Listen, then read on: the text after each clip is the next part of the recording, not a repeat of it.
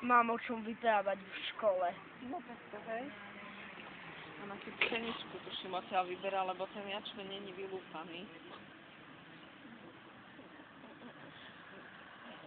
No ja z nej zdochnem. Aj ja? To som ešte fakt.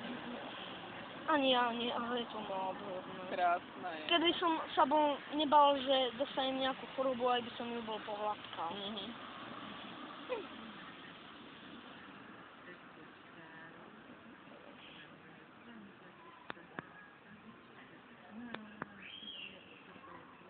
Ja hneď kúkala, že čo to je, no to ti je sila. No vieš, je to vták.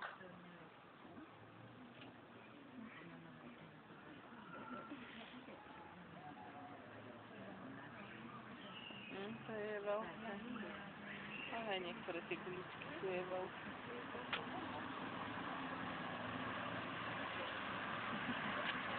Ako vôbec nenastrachujú viacej. Asi už vie, že ľudia jej moc neublížia. No pozri, počkaj. Určite bola následná. Zrovna veľa krmiva v takomto období na oknách nenájdeš.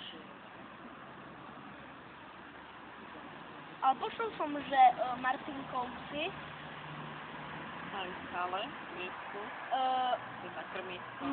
Im tam nejaká straka bola na podobkenici. Martinko sa priblížil a ona neutiekla, on jej kopal a ona mu kolopala naspäť. Tak to bola asi tá.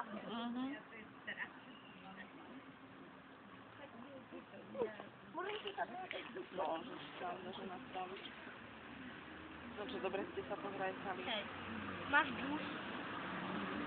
Nemám žlastko.